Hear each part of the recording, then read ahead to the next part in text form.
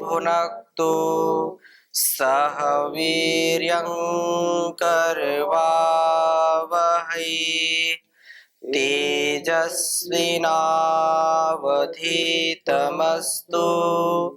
मा विद्विषावहै। ओम शांति शांति शांति। वैदिक जीवन पद्धति की इस कक्षा में आप सबका हार्दिक स्वागत है। बहुत अच्छा प्रसंग चल रहा है। पंच महायज्ञों में जो सर्वप्रथम यज्ञ है वो है ब्रह्म यज्ञ अर्थात संध्या, और हमने कई मंत्रों का स्वाध्याय किया। अब उपस्थान मंत्रों में से अंतिम मंत्र का हम स्वाध्याय कर रहे थे, जिसमें ये कहा तच्चक्षुर्देव हितम पुरस्तात् शुक्रमुच्चरत् पश्येम शरदः शतम जीवेम शरदः शतम शृणुयाम शरदः शतम प्रब्रवाम शरदः शतमदीनाः स्याम शरदः शतम भूयश्च शरदः शतात्। प्रसिद्ध मंत्र है और इसमें बहुत अच्छी कामना की गई है। इसकी हम आगे चर्चा करते हैं। पिछली कक्षा में से किसी का कोई प्रश्न हो तो पूछिए। ओम स्वामी जी प्रणाम जी। जैसे स्वामी जी हम लोग इन मंत्रों का उच्चारण कर रहे हैं, इन मंत्रों को करते जैसे हम यज्ञ करते हैं तो यज्ञ करते हुए यज्ञ तो कर लेते हैं, लेकिन उस समय जो उसका भावार्थ होता है वो हमारे चित्तपटल पर नहीं आता। कई बार हमें उसका भावार्थ पता नहीं होता है, तो क्या उसका लाभ उतना मिल पाता है हमको या नहीं मिलता है? तो किस प्रकार से उसको समझा जा सकता है कि यदि मंत्र उच्चारण करें तो हम उसका पूरा लाभ ले सकते हैं? मंत्र के विषय में अक्सर ये बात आती है कि मंत्र बोलना या उसके अर्थ को ना समझना तो उसका क्या लाभ मिलेगा नहीं मिलेगा। इसको ऐसे समझना चाहिए कि जिसमें यदि हमारी श्रद्धा है, हमारा विश्वास है, ये तो ऋषियों का और सभी विद्वानों का परम मत है कि मंत्रों का अर्थ जरूर आना चाहिए। इसमें कोई जो है दोहरी बातें नहीं है। मंत्र का अर्थ जब व्यक्ति को पता चलेगा तो तदनुसार वो आचरण करेगा तो उसको उसका लाभ मिलता है, उसकी भावना और अच्छी होती है उसके प्रति। परंतु कुछ चीजें ऐसी होती हैं कि हम करते हैं, मानते हैं, लेकिन जानते नहीं है, उसका भी परिणाम हमको मिलता है, उसका लाभ मिलता है। जैसे छोटे बच्चों को आप मंत्र उच्चारण करवाते हैं तो बच्चों के मन में या बड़ों के मन में, बड़े भी ऐसे हैं कि जाप तो करते हैं, गायत्री जाप करेंगे, लेकिन सबको गायत्री का अर्थ आता नहीं है। लेकिन उससे क्या लाभ मिलता है, थोड़ा सा आंशिक रूप में मैं केवल बताना चाहूंगा कि जब हम मंत्रों को हृदय की गहराइयों से श्रद्धा भक्ति भावना से बोलते हैं तो उससे हमारी भावना जुड़ जाती है, उससे हमारे अंदर शांति का आधान होता है, उससे हमारी जो है तनाव की स्थिति होती है, बहुत ज्यादा हम स्ट्रेस में रहते हैं, बहुत ज्यादा जो है चंचलता में रहते हैं या ऐसे दुखी होते हैं, तो एक जब भक्ति भाव से हमको बताया गया कि ऐसे मंत्र पाठ करो। अब हम जानते नहीं इसका क्या अर्थ है। जैसे कोई भी मंत्र, जैसे राम राम जपो, गाँव बोल राम राम जपो, लेकिन राम नाम लेते ही लोगों के अंदर श्रद्धा का भाव, उसके अंदर शांति का भाव उत्पन्न होता है। ओम नमः शिवाय, अब ओम नमः शिवाय बोलते हैं लोग, लेकिन ओम नमः शिवाय जो बोलने वाले हैं उनसे आप पूछो तो 100 में 2 4 10 को ही उसका अर्थ पता होगा, लेकिन इतनी भक्ति के साथ उसको करते हैं और वो समय बिल्कुल उनकी जो चित्तवृत्ति है वो चंचलता से रहित होती है, शांत होती है और उनको बड़ा रस उसमें आता है। ऐसे ही मंत्रों का उच्चारण करना उचित है, लेकिन यदि अर्थ नहीं आता तो अर्थ के लिए हम पुरुषार्थ करें, अर्थ आना चाहिए। पूरा लाभ नहीं मिलेगा जो लाभ होना चाहिए, लेकिन फिर भी यदि भावना के साथ हम करते हैं तो कुछ हमको लाभ जरूर मिलते हैं। हमारी वाणी शुद्ध होती है, उच्चारण शुद्ध होता है और श्रद्धा उसके साथ जुड़ी है, तो वैसी जो गतिविधियां हैं, जो बुरे काम हैं, बुरी विचारधारा है, उससे हमको निजात मिलती है।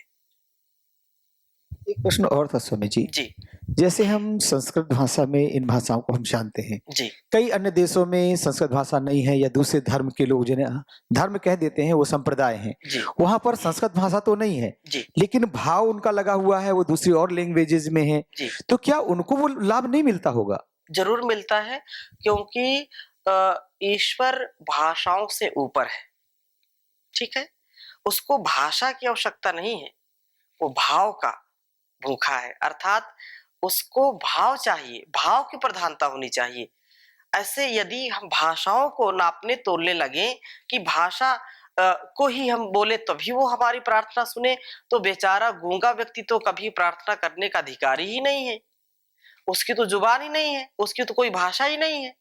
इसलिए मनुष्य का कर्तव्य उसको हृदय से, क्योंकि हृदय गुफा वो आत्मा में प्रेरणा देता है, आत्मचिंतन से उसको हम प्राप्त कर सकते हैं, इस जुबान से प्राप्त नहीं कर सकते। यद वाचा न अभ्युतम येन वागभ्युद्यते तदेव ब्रह्मत्वम विद्धि। तदेव ब्रह्मत्वम विद्धि। ये जो संसार में लोग अन्य लोग अपनी अपनी दुकान चलाते हैं उचित नहीं, लेकिन मैं इसके साथ एक बात और जोड़ना चाहता हूं, ये संस्कृत भाषा दैवी भाषा है, देवों की भाषा है और सभी भाषाओं की जननी है। इसलिए इसकी जो वैज्ञानिकता है, इसका जो प्रभाव है, अन्य भाषाओं का प्रभाव नहीं है। संस्कृत भाषा बोलने से जो शरीर में, जो हमारे चित्तवृत्ति में, हमारे सारे अंगों में जो प्रभाव होता है, वो आज विज्ञान भी उसको मानता है। इस पर रिसर्च चलते हैं, खोज चलती है कि, और ये आधुनिक उपकरणों के लिए भी, कंप्यूटर आदि के लिए भी, या जो यहाँ से संदेश भेजते हैं उसके लिए भी संस्कृत भाषा बहुत अच्छी है, इससे अच्छी कोई भाषा नहीं है। तो यहाँ कोई नहीं जानता है तो उसको जानना चाहिए। जी, और किसी कोई प्रश्न? स्वामी जी ये कहना चाहेंगे श्रेष्ठता का हमें वर्णन करना चाहिए कहीं पर भी हो? जरूर जरूर करना चाहिए। आए इस मंत्र को समझने का प्रयास करते हैं, आप भी एक बार उच्चारण करेंगे। ओम तक्षुर्देवहितं पुरस्तात् शुक्रमुच्चरत्।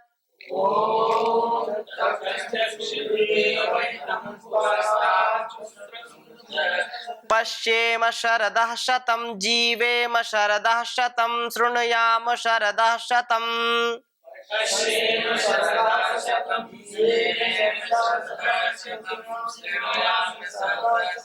प्रब्रवाम शरदः शतमदीनाः स्याम शरदः शतं भूयश्च शरदः शतात्।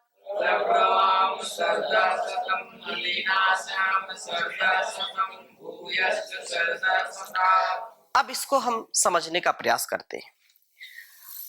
बहुत प्रार्थनाएं की जाती हैं कि हमारा जीवन बहुत श्रेष्ठ हो, बहुत ज्येष्ठ हो, और कोई भी व्यक्ति जीवन में किसी भी न्यूनता को प्राप्त नहीं करना चाहता है।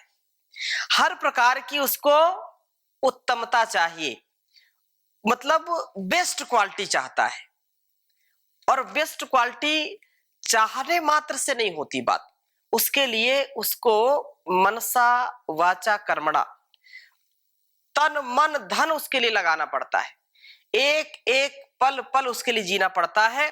तो यहाँ उपस्थान मंत्र में जो ये बात कही कि हमारा यह जीवन कैसा हो, तो तत् वह ब्रह्म चक्षु, सबका जो दृष्टा है, सबका जो मार्गदर्शक है, तत् चक्षुर, जो सबका आंख बना हुआ है, बिना उसकी शक्ति के आंख देख नहीं सकती, उसकी शक्ति से ही देख सकती है, नहीं तो इसकी कोई जो है औकात नहीं कि ये देख सके।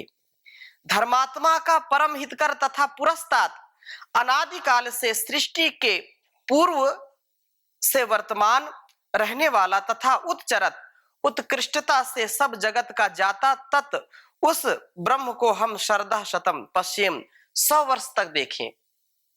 उसकी जो ये कारीगरी है, जो पहले मंत्र में हमने पढ़ा था, उसको हम कब तक देखें? 100 वर्ष तक। इसका तात्पर्य ये नहीं है कि 100 वर्ष तक देखें उसके बाद ना देखें, उसके बाद जीवन है तो भी देखें, लेकिन 100 वर्ष की कामना की गई है, 100 वर्ष तक कम से कम हम देखें और 100 वर्ष के बाद भी देखें। तत उस ब्रह्म को हम श्रद्धा शतम पश्येम, 100 वर्ष तक देखें, अर्थात 100 वर्ष तक मेरी आंखों की रोशनी बनी रहे, इसमें तेज बना रहे। क्योंकि जैसे वार्धक्य आता है, वृद्धपन आता है, आंखें धुंधली हो जाती, आंखें देख नहीं पाती, पहचान नहीं पाती। लेकिन एक साधक की जो प्रार्थना है वो कहता है कि मैं 100 वर्ष तक देखने का सामर्थ्य प्राप्त करूं, ऐसी कामना है, ऐसी मेरी भावना है। 100 वर्ष तक जीवेम शरदा शतम, उस ब्रह्म को हम शरदा शतम 100 वर्ष तक देखें और जीवेम अपि 100 वर्ष तक प्राणों को धारण करें, जिए। शरदा शतम श्रुणयाम, ये कान मेरे 100 वर्ष तक सुनने वाले हो, ऐसा नहीं कि 60-70 वर्ष की आयु में सुनना बंद हो जाए। और मंगलकारी वचनों को मैं सुनता रहूं, सत्संग का आनंद लेता रहूं। सत्संग का आनंद लेने से मेरे जीवन में मंगल आएगा। और आप तो वचनों को सुने, शतम श्रद्धा प्रब्रवाम, और 100 वर्ष तक उसी के सब उपदेशों का, वेदोक्त आधारित ज्ञान का उपदेश करें। शतम श्रद्धा अदीना श्याम, 100 वर्ष तक दीनता रहित होकर के 100 वर्ष तक जिए, लेकिन गरीबी में ना जिए, निर्धनता में ना जिए। वयम श्याम पतयो रईणाम, हे परम पिता परमेश्वर, हम धन ऐश्वर्यों के स्वामी होवे, उसके लिए पुरुषार्थ करना, उसके लिए सेवा सत्कार से दूसरों का भी हित करना। 100 वर्ष तक दीनता रहित होकर के जिए। और शतात श्रद्धा भूया, अंतिम बात जो कही कि 100 वर्ष से भी अधिक देखे, जिए, सुने, पढ़े और उपदेश करें। अदीनहा जो है, हम दीनता हीनता से ऊपर रहे, दीनता हीनता हमारे अंदर ना आए। हम 100 वर्ष से भी अधिक, क्योंकि 100 वर्ष तक ही नहीं, आगे कहा भूय श्रद्धा शतत, ये श्रद्धा शतात कि हम 100 वर्ष भी अधिक आयु को प्राप्त हो। लेकिन आज की स्थिति क्या है कि आहार भी शुद्ध नहीं है, व्यवहार भी शुद्ध नहीं, विचार भी शुद्ध नहीं, तो 100 वर्ष तक कैसे जिएंगे? ये विचारणीय है।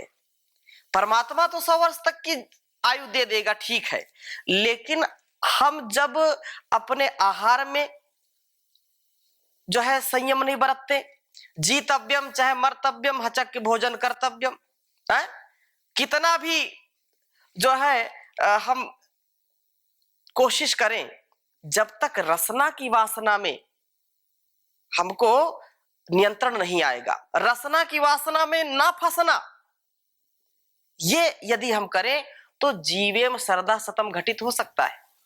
यदि अपनी जुबान पर नियंत्रण रखें, लोग उल्टा सीधा खाते, जो नहीं खाना वो भी खाएंगे और 100 वर्ष तक कैसे जिएंगे? भाई सामान 100 वर्ष का है, पल की खबर नहीं।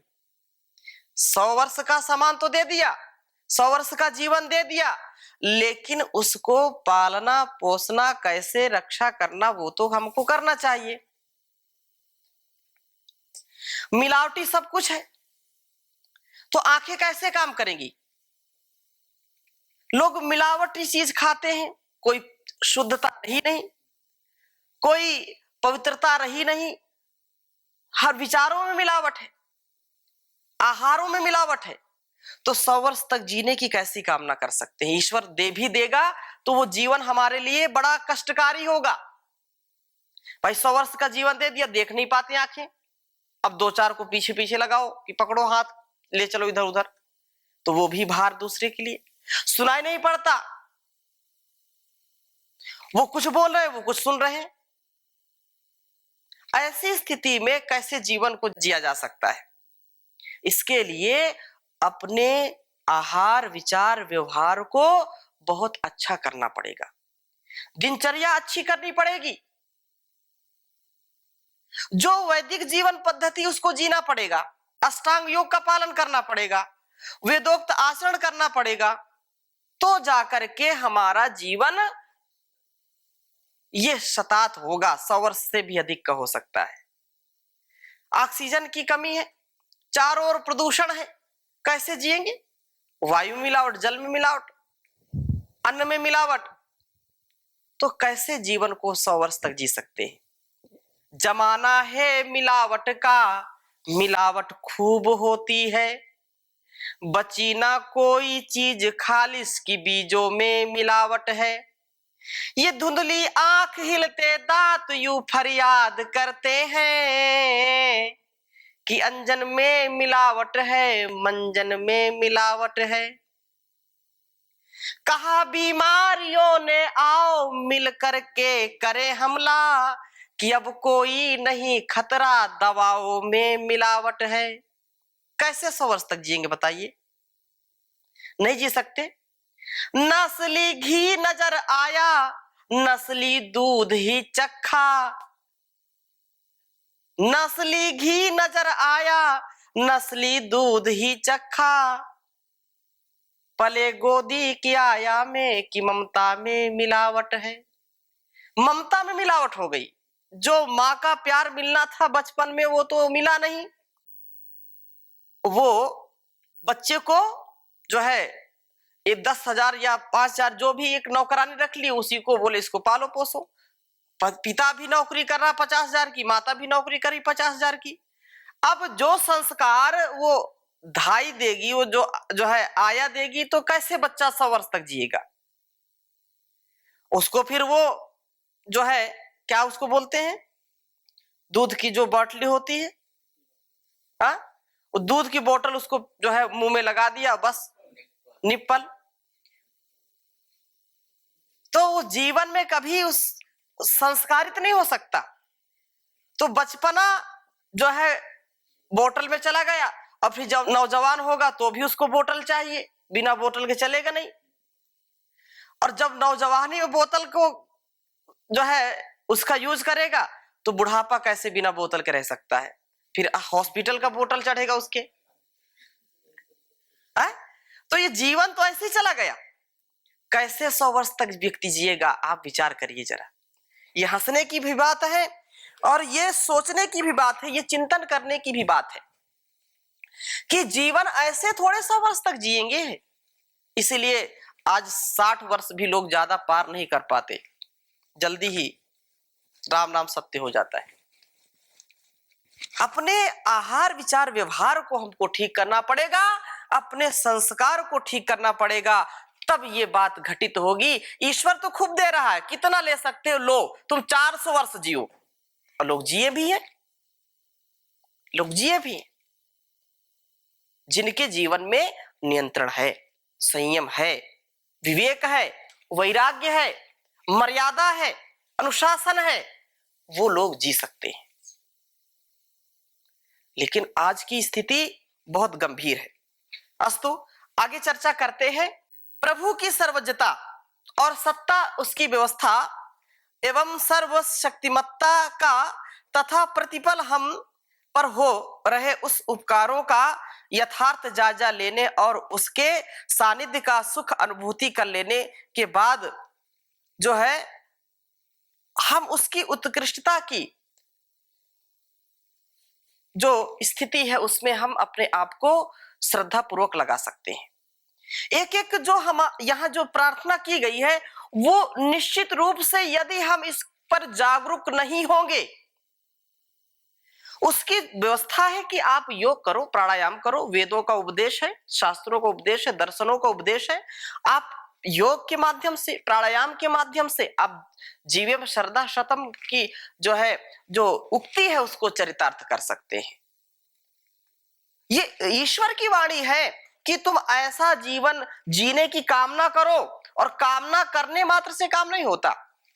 कोई व्यक्ति जो है चिल्लाता रहे रसगुल्ला रसगुल्ला, तो उसका मुंह मीठा होगा क्या? वो कोई भी लड्डू लड्डू कहता रहे, लड्डू लड्डू का जाप करता रहे, मुंह मीठा होगा क्या? अरे लड्डू की दुकान पर जाना पड़ेगा, और या तो लड्डू बनवाना पड़ेगा घर में, तभी तो मुंह मीठा होगा। इसलिए चिल्लाने मात्र से, कहने मात्र से नहीं, उसके लिए जीना पड़ेगा, नहीं तो स्थिति खराब होगी। बहुत भर्तरी भी इस पे लिखते हैं, गात्रम संकुचितम गतिर्विगलिता भ्रष्टा च दन्तावलिर् दृष्टिर्नश्यते वर्धते बधिरता वक्त्रं च लालायते वाक्यं नाद्रियते च बान्धवजनो भार्या न शुश्रूषते हा कष्टं पुरुषस्य जीर्णवयसः पुत्रोऽप्यमित्रायते पुत्रोऽप्यमित्रायते। ये संसार में जो कोई भी आता है उसको वृद्धापन जरूर सताता है। ये अवस्था है, ये परमात्मा की व्यवस्था है। इस व्यवस्था को कोई काट नहीं सकता, कोई झुठला नहीं सकता। लेकिन ये अंग हमारे शिथिल ना हो, ये जो कामना की गई वो यदि हम जागरूक रहेंगे तो अंत समय तक आंखों की, कानों की, नासिका की, जिह्वा की और सारे अस्तित्व की जो स्थिति है वो अच्छी बनी रहेगी। नहीं तो फिर आशा तो जाएगी नहीं, अंग तो सब चले जाएंगे, दांत भी झड़ जाएंगे, आंखों की रोशनी भी चली जाएगी। लोग समझते नहीं है चतुराई पूर्वक, बड़े चातुर्य ढंग से कि ये उसके इशारे को समझते नहीं कि अब तो कुछ कर लो। कान से सुनाई नहीं पड़ रहा है फिर भी उसके इशारे को नहीं समझ रहे हैं कि अब तो कुछ कर लो, थोड़ा समय बचा है। कान की मशीन लगा करके खुराफा शुरू करते। आंखों से दिखाई नहीं पड़ने लगा धीरे धीरे तो भी नहीं समझते, वो हाई पावर का चश्मा लगा करके खुराफा शुरू करेंगे। ये सारे संकेतों को समझ करके ईश्वर की व्यवस्था को हमको समझना चाहिए कि हमको कैसा जीवन जीना है। चतुराई से काम नहीं चलता। अतः जो ईश्वरीय व्यवस्था है उसको समझें। ये भोगों का कोई अंत नहीं है, आशाओं का, इच्छाओं का कोई अंत नहीं है। अंग गल जाएंगे, सड़ जाएंगे, लेकिन इच्छाएं कभी भी गलती सड़ती नहीं है, ये बढ़ती रहती हैं। आचार्य शंकर भी कहते हैं अंगम गलितम पलितम मुंडम दशन विहीनम जातम तुंडम वृद्धो याति गृहीत्वा दंडम तदपि न मुंचत्याशा पिंडम भज गोविंदम गोविंदम भज मूढ़मते। अंगम गलितम पलितम मुंडम, अंग बिल्कुल गल गए, बिल्कुल सिकुड़ गए। छाती जो बिल्कुल चौड़ी होकर के चलते थे वो भी सिकुड़ गए, उभरा सीना सिकुड़ गया और लाठी लेकर के चल रहे हैं। अंगम गलितम, सारे अंग शिथिल हो गए। पलितम मुंडम, सारे बाल सफेद हो गए। अंगम गलितम पलितम मुंडम दशन विहीनम जातम तुंडम वृद्धो याति गृहीत्वम। ये सारा जो अस्तित्व है इसमें जो है व्यक्ति जब तक जागरूक नहीं होगा वो इस से कभी ऊपर नहीं उठ सकता। वो धाराशायी होगा, पतित होगा, कोई माई का लाल बचा नहीं सकता उसको। अतः यदि जीवन में हमको ये जीवेम शरदा शतम की भावना उत्कृष्ट करनी है, इसको उठाना है, तो हमको ऊपर उठना पड़ेगा अपने काम से, क्रोध से, लोभ से, मोह से। ये बहुत ऐसे कारण हैं जो हमारी आयु को घटाते हैं। पल पल एक व्यक्ति ऐसा भी जो बिल्कुल अच्छा है और उसको तनाव आ गया, उसके बाल सफेद हो गए बहुत जल्दी। ये वैज्ञानिक कारण है। बहुत ऐसे जो सेल्स हैं ऐसे हमारे आवेगों से मर जाते हैं, हमारी जीवनी शक्ति को घटाते हैं। हृदयाघात होता है, क्यों? क्योंकि हमको आनंद में, सुख में, मजे में रहने का अभ्यास है। यदि हम द्वंद्व सहनम तपह की भावना को आत्मसात करेंगे तो कितना भी आए कष्ट, वो सारे कष्ट नष्ट होते हैं। कभी भी व्यक्ति को हताश निराश नहीं होना चाहिए। संसार में सतत ये आना जाना लगा रहेगा, सुख दुख लगा रहेगा, अमीरी गरीबी लगी रहेगी, लेकिन वो अपने वसूलों से, अपने जो संकल्प है, अपनी जो मर्यादा है, अपना जो अनुशासन है, अपना जो संयम है, उससे कभी भी व्यक्ति को विचलित नहीं होना चाहिए। यदि 100 वर्ष तक की कामना करता है तो जो सूरज उदय हुआ है वो ढलेगा, लेकिन कम से कम उसके जब जो उदय हुआ है तो उदय होने दो, उसको प्रकाशित होने दो, संसार को प्रकाश देने दो। उसके सामने अज्ञान के, क्रोध के, अहंकार के, अधर्म के, अन्याय के बादल को मत आने दो। यदि सूर्य उदय हुआ है तो उसको अपना काम करने दो। कहने का आशय, यदि तुम्हारा जन्म हुआ है तो इस जन्म की सार्थकता अवश्य होनी चाहिए। ऐसा नहीं कि जन्म लिया और मर के चले गए, कोई लाभ नहीं है। ऐसे तो कितने हजारों लाखों करोड़ों कीट पतंग जन्म लेते हैं और मर जाते हैं, कोई कुछ होता है क्या? नहीं होता। इसलिए उन्हीं का जीना और उन्हीं का जाना जाना जाता है संसार में, जो इस संसार में कुछ दे करके जाते हैं। लेकर के तो बहुत लोग चले जाते हैं, लेकिन कुछ दे करके जो जाते हैं उन्हीं का जाना और जीना बहुत अच्छा माना जाता है। तो अभी हमारे जाने का अर्थात कक्षा का समापन यहीं पर कर रहे हैं। शेष चर्चा अगली कक्षा में करेंगे। बहुत अच्छा यह प्रसंग है। ओम शांति शांति शांति।